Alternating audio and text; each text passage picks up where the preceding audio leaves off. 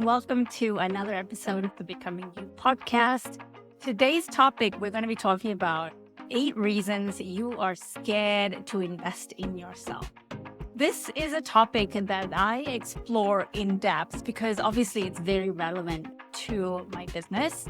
And I've been in this boat of being terrified of investing in yourself.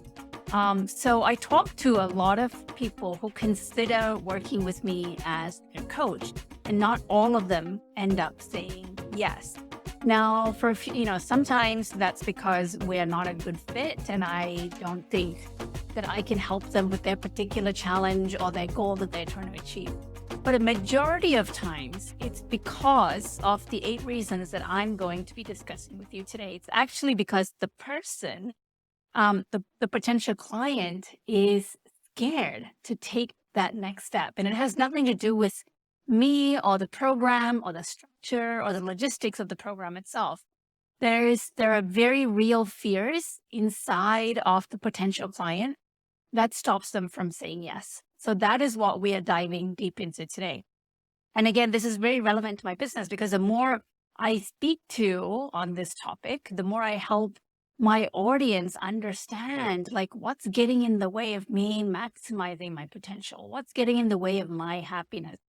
The more awareness and the more conversations we have around it, the less mystery there is, the less of a black box we create around it, and the less fear there is. So let's dive.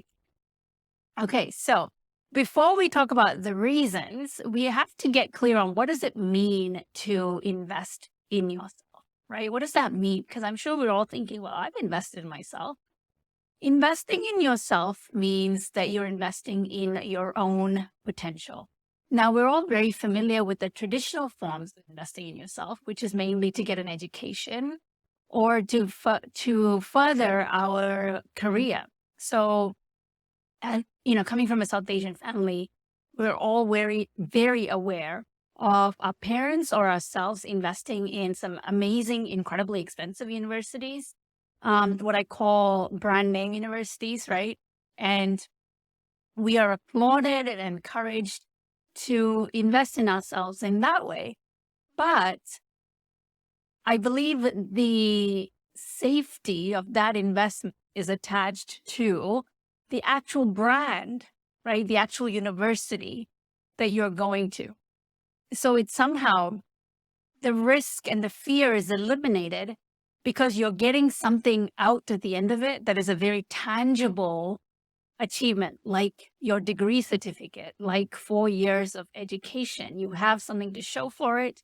And then that is a permission slip that you need to enter the workforce and start making money. The type of investment that I'm talking about myself is very much focused on the inner world, right? This is not about external degrees or external knowledge or anything to do with academics, but this is the investment in your own potential of your happiness, your confidence, your inner power. Like all of that are intangibles.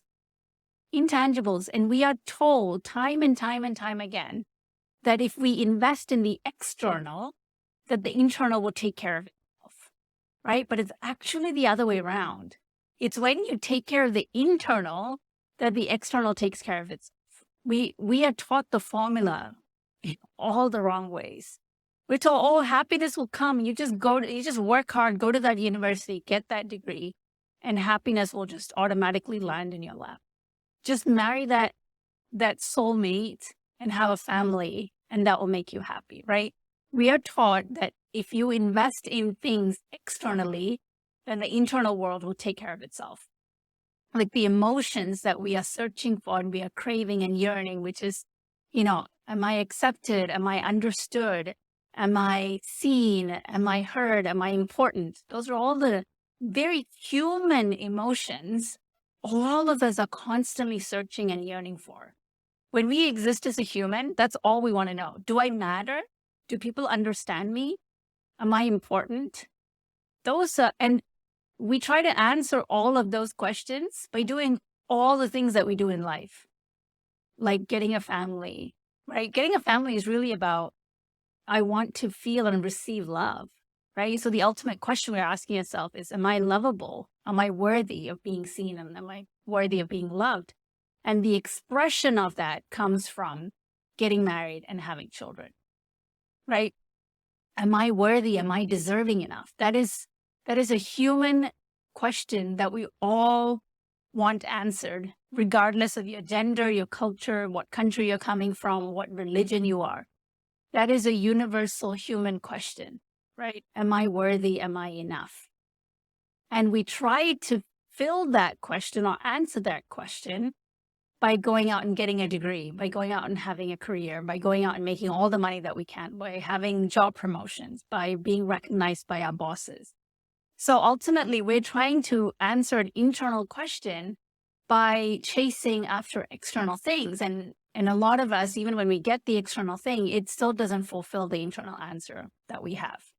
And so when I talk about investing in yourself, I'm really talking about your emotional, mental, spiritual well-being, and not just the traditional, like what I mean by like mental acumen, right? Gathering of knowledge. So when you're investing in yourself, it really means that you're going to go to the emotional, spiritual, energetic gym, per se, to develop your self-awareness, your resilience, your self-belief, and your self-confidence. That's really what you're saying when you invest in like a life coach or mindset coach or a spiritual coach like me. It means that you're going to do the work of examining your old beliefs that are not currently helping you reach your potential. You're examining them, you're going to break them down, and you're going to reform them into new beliefs that do help you reach your absolute maximum potential in this lifetime, right? And it also means that you are putting yourself in a situation to force your own growth when you invest in yourself. Unfortunately, most of you wait till life just piles on way too much and you hit a limit. You hit an absolute limit until you decide to tackle the underlying issue. Now, I've been in this situation myself, right? I was really forced to look at my health before I decided to work with a holistic doctor, right? Like I could have taken care of the way I eat, but sometimes until you get to breaking point, you don't realize that even anything is wrong. And in the same way, before we tackle our happiness and our well-being, we wait and wait and wait until life just piles on too much and we're at a breaking point. We are stressed out beyond belief. We are unhappy beyond belief. We are living a life that feels meaningless and unfulfilled. And then we decide, okay, am I going to break down or am I going to break through? And sometimes a breakdown has to happen before you will break through. But by investing in yourself, you are basically saying like, enough is enough. Like I'm going to find a different solution than believing that this is all there is to my life. Okay, so let's get into the reasons why you're scared to invest in yourself. The main reason, the underlying, the overarching reason, and then we'll break it down, right, is most of the listeners that listen to my podcast are women. So I'm going to address women specifically. And this is a great quote from a TEDx talk where a woman in tech, I think, talks about this. Her name is Reshma, and I forget her last name. She says that women are taught to be perfect and boys are taught to be brave. Women are taught to be perfect and boys are taught to be brave. So reason number one that women especially have a hard time investing in themselves is they believe that they aren't perfect enough, right, to invest in themselves, which seems crazy, seems totally back-assed, right? I don't even know if that's a word. But most women hesitate to invest in themselves because they believe they're not perfect enough. And they believe that they need to be perfect so that they can get the perfect results. That formula, that math equation seems to be all sorts of messed up. So it's an infinite loop that you get stuck in, right? Your life isn't perfect. You believe your life isn't perfect because you aren't perfect, but then you're waiting to invest in yourself until you are perfect so you can get the perfect results. Like no part of that equation makes any sense. But that's the unconscious loop that you're probably stuck in if you have a hard time investing in yourself.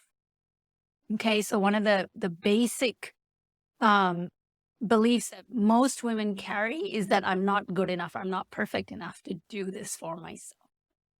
Well, here's the funny part. Like, you will never be perfect enough, right? It's that very attitude that has brought you where you are. So if you're going to break that pattern of believing I'm not perfect enough, it requires you to invest in yourself so you can actually explore that question of, why do I believe I'm not perfect enough? And why do I believe that I need to be perfect to bet on me, right? Which brings me to reason number 2. You are not sure that you will get the return on investment from investing in yours. So what that basically means is I'm not a safe bet, right? I'm not sure that if I invest in myself, I'm going to get that return on investment, whatever you expect that return on investment to look like. So you don't feel like you're a safe bet to make. You're probably waiting for someone to tell you to bet on yourself and to tell you that, hey, this is a good idea. Like, I know you're going to get your money back from this. Like, nobody is going to come along and say that you're a good investment. You are the person who needs to give permission to say, I am a safe bet and this bet is happening. You're not willing to take the risk. So what happens is, like, you just wait. You wait until you feel like you're ready, which we never do. And that word investment, right? It inherently carries risk. Some investments are bigger risks than others. Some are minuscule risks. But investment in general means there is a risk attached. We analyze that risk, right? There are pros and cons, but there are no guarantees when it comes to investment. But you're waiting for it to feel like it's a guarantee. And there will never be one. There will never be one. So that element of risk and is that going to be enough of a return on investment is what keeps you stuck from investing in yourself. Okay, number 3, you believe it works for others, but you don't believe it'll work for you. So this is probably one of the most common ones that I come across when it comes to my clients, is that they've seen my body of work. They've seen plenty of my clients' testimonials and reviews. I shared countless examples of how this work works for all the people that work with me and how it's worked on me, right? But when it comes to you, you're sat there thinking, well, I know it works for other people, but it probably won't work for me because, and you probably have 3 to 5 reasons as to why you think it won't work for you. So in that sense, you believe you're very special, right? You believe you're very unique. It works for everybody else, but not for me. And this is when feeling special and unique does not work to your advantage. You believe you are exclusive in some incredible way, that the methodology and the work works for everyone, but it won't work for me. This is a trap that everybody falls into. They believe it works for everybody else, but it won't work for me.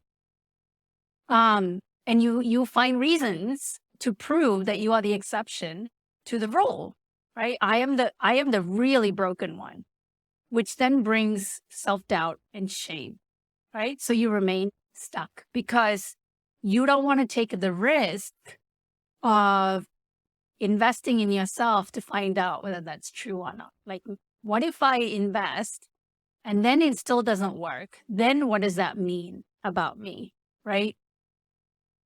Rather than be scared and find that out, you just rather just say, I'm just not ready, because then you're not putting yourself in a vulnerable state. So what you're essentially saying is, I would rather remain stuck than take a chance on myself and prove to myself that my worst fear can come true. But here's the thing, the work works. The work works. You've just got to do the work, but you're avoiding doing the work and proving to yourself that the work won't work. Okay, so reason number 4. There is a part of you that believes you need to achieve whatever it is that you're working towards, your happiness, your success, fulfillment, finding your purpose, whatever it might be, you believe that you need to do it on your own without any help or support, right? So the very thought of having someone help you, there's a resistance there to receiving help, to allowing in guidance, to allowing in support. There's somehow, when you think about it, it feels like if I were to do it on my own, when I get to the top, that win is going to feel sweeter than doing it with someone's help. It seems to carry more glory doing it on your own, right? And it also feels like there's a part of you that believes I am more worthy of the success. I'm more deserving of the success if I did it on my own, right? Somehow it's like you cheated the system if you got help to get to where you are. Now, this is actually called hyper independence, where you're out to do everything on your own, prove to the world that you don't need anyone's help. You got this. It's actually hyper independence. And it's a trauma response to being let down constantly, or to, maybe you were told that you were weak, or someone made you feel shame for wanting or being dependent on them or something, right? You might have been made fun of, or you might have been made to feel like you were a burden for wanting somebody's help, and maybe you were rejected. So it's actually a trauma response when you are like hyper independent, where you're saying no to getting help and support for the detriment of you. So that's reason number 4 why you're scared to invest in yourself, because you're actually scared to receive help and guidance. Number 5, you want happiness and success to drop down into your lap, but you don't want to get uncomfortable getting there, right? You want all the things. Oh my God, I did this all the time. I see myself speaking on stage. I want opportunities to inspire people, but I don't know what I don't know what I want to talk about. I don't want to risk looking like a fool up there on stage, right? I wanted things to drop into my lap. I wanted people to come and offer me an opportunity to speak on stage, but I didn't want to put together a 1-page speaker sheet. I didn't want to prep what would my topics be if I was invited on stage, right? Like, what are the 3 key topics that I would present on? What would be the takeaways for the audience? Why does the company need to hire me as a speaker? This is all the work that I would need to do if I wanted to be a speaker, and I would have to put myself out there, approach companies, and risk being rejected, right? This is the actual work it takes. So it requires me getting extremely uncomfortable, and I don't want to go through that discomfort, and I just want things to come to me. So it feels safer to dream than to do. So when we are dreaming, we have this illusion of, we're doing something, right? But then we're not actually doing something. We're still in the dreaming state. Growth and investing in yourself, what it's going to do is to get you to become extremely uncomfortable. And most of you hate being uncomfortable. You don't like the idea of making mistakes. You don't like to be confused. You don't like being challenged. You don't like facing your demons. You don't want to face things that you might have buried deep for many, many years. You don't like ambiguity. You don't like uncertainty. This is all things that are going to come up when you invest in yourself. There are going to be questions that you're asked you won't know the answers to right away. Sometimes the question you're asked, you're faced with a blank, and your mind hates that. Your mind hates being blank and being stumped. So you don't want to face all of that. So that's part of the reason you're scared to invest in yourself, because you don't want to have a blank mind where you don't have an answer to a potential question that might be asked. You like the certainty of saying, well, I just don't know. That's just the way I am, right? When you say that's just the way I am, nothing's going to change. There is a certain amount of safety and certainty that comes with that knowing. Right? But when you choose to invest in yourself, you're going into the land of not knowingness. I don't know who I am. I don't know what this work is going to look like. I don't know whether I have all the answers. Right? There's a radical honesty there, but there's also an immense amount of discomfort. So rather than saying, I don't want to get uncomfortable, we just say, well, I'm not ready. Right? So that's a much easier answer. Um, you're waiting for this is reason number 6. You're waiting for the perfect time. Oh, this is such a comfortable illusion and a perfect excuse that you keep coming up with to kick the can down the road. Now is not the perfect time, right? But the fact is, you're not admitting the truth to yourself, which is you are deathly scared of putting yourself top of the list. When we say, I don't have the time, it means my family is more important, my work is more important, everything else in my life is more important, that I'm so busy taking care of all of that I don't have any time to focus on me. And I'm just not that important, right? Like you would never say I'm just not that important because your mind also won't let you do that. It says I'm important. I do all these things for myself. But if you're being ultimately like super, super honest with yourself, when something is important to us, we will find the time. Like, for instance, if you're saying, my plate is so full, there's no way I can squeeze in anything more. But then let's say your child now needs extra tutoring lessons, right, to get through a class or whatever. And now you have to drive to that tutor 2 times a week to get their help. Guess what? You're going to find a way to squeeze that in. Why is that? Because your child is a priority and their success is a priority. So you will find a way to get something off of your plate so you can squeeze that in for your child. And yet you cannot do that for yourself. So just be very honest with yourself, radically honest with yourself, and say, I'm just not a priority to myself, and see how that lands, because that is the ultimate truth. If that doesn't land with you, then you need to ask yourself, what the heck am I waiting for? Okay. So while you're saying, I don't have the time, the other side of that is that you believe that there is a perfect time to invest in yourself. You believe like things need to calm down, or someone needs to go to college, or maybe after this vacation, or after the new year. Now, especially now that we're coming up to the end of the year, another illusion we fall into is that things are magically somehow going to be different as soon as the clock turns to 12:01 on 2023, and that things will immediately change or look different or feel different, and you're going to have more motivation to suddenly say yes to yourself. Time is an illusion and an excuse. It's an illusion that we are trapped under, and is an excuse that we use all the time. And by saying, I'm waiting for the right time, you're also assuming that you have all the time in the world. When in fact, time is our most limited resource. Time is the one thing that you have zero control over of how much time you have left on this planet. And yet it is the resource that we treat like we have so much of it, right? Time is the one thing that we treat like there is so much more of it than where that came from.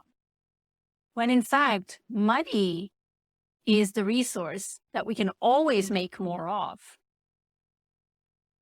Like literally money is being printed every day by the government, right? And there are always more and more and more ways to make money. But it doesn't matter how rich you are or how poor you are, time is the one thing that you cannot take away or give more of. So if you're telling yourself, I'm just waiting for the perfect time, just know that that is an illusion that you are living under. And another reason is that as women, we are taught to give our time to take care of others.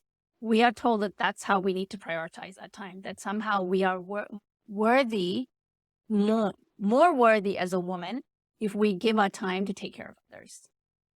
We are told that our worth comes from spending our time on others and not on ourselves. And we are considered selfish for investing in ourselves, for putting money, energy, and time towards ourselves. We're considered selfish. And that is a conditioned thing we are brought up to believe, and it's actually not the truth. The last and final reason, I know I said I have 8, but in fact, I only have 7 because I realized that 8 has already been covered in another bucket. The final reason that you are scared to invest in yourself is that you believe that it's selfish to put all this money towards yourself. Because let's face it, receiving coaching is probably one of the bigger investments you will make in your life. Not as big as a car or a house, but as a single item purchase, it's probably more than what you're used to, right? If you buy designer handbags, then it's kind of on the same par. But I'm getting off topic here. So it's this, you're scared because you believe it's selfish to put all this money towards yourself. But ultimately, I want to help you reframe it. Investing in yourself means that you're investing in others. Okay? Let me say that again. Investing in yourself means you are investing in others. How does that work? So if you invest in yourself, and let's say you and I work together, and you become confident, you become more like patient, you know how to be in the present moment, you let go of your stress, you let go of your overwhelm, all of that is going to benefit your family, right? If you become more patient, that means you don't yell at your kids anymore. You'll listen to them better. They feel safer with you, and therefore you form a deeper connection with them. If you know how to communicate effectively and draw very clear boundaries, then that's going to help you feel on an equal footing with your spouse. You're going to be able to have much braver conversations. Instead of just skimming on the surface level, you're going to get to the root of what is causing the conflict and the discomfort in our relationship. And you're going to be able to have brave conversations and show up and share your desires and your needs and what you require in order for the relationship to thrive. Yes, those few initial conversations might be uncomfortable. The process will be uncomfortable, but the end result is going to be a glorious, like, relationship that has blossomed, right? Instead of keeping things at a surface level. If you get really clear on who you are and what your priorities are, you're going to start cutting out relationships that are not serving you, that don't feel good to you. Then guess what? You're going to have more time to find real friendships, authentic friendships, and spend time with people who are on the same journey as you. So in every single way, when you invest in yourself, you're actually investing in others because you are bringing out the best version of you. You're bringing out the light in you, which means that your light is brighter and your light gets to shine stronger and reach other people and help them find their light. When you've heard the saying, like, happy mom, happy family, or some version of that, right? There's truth to that. They say put your own oxygen on in the aircraft before you put on your children's, right? Because that's the only way you can help your child is by helping yourself. So that applies to every aspect of your life, including if you're scared to invest in yourself. So I hope this was tough love episode. I hope you were able to take some things that you just need to get honest with yourself about. Like, stop lying to yourself, right? And if you're scared to invest in yourself, just think about, which one of these reasons do I fall under? What excuses have I been using to tell myself that now is not the time, right? Like, get radically honest with yourself. Without honesty, you cannot move forward and you will just stay trapped in your problems. As one of my mentors says, you just stay trapped in the concrete. And what she means by that is our problems are not the problems that are looking to be solved, right? The external problems, the very concrete problems that you have in the external world, the 3D world, is not the actual problem that needs to be solved, right? The problem that needs to be solved is what's going on internally that's causing the external problem. Probably beliefs that you have. It's the unhelpful stories that we tell ourselves. It's our unworthiness. It's our not enoughness. It's the wounded parts of ourselves. It's all of those things that are going on in that internal world that causes the external 3D concrete problems. So this is actually really good news because we don't need to solve each individual problem by itself. When we solve the relationship and heal the relationship that we have within ourselves, then those problems are going to take care of it by themselves. I'm not saying you don't need to take action, but the actions become clearer and the results start showing up much faster. All right, you guys, I love you so much. I hope you enjoyed this episode of being radically honest with yourself, and I'll catch you the next time.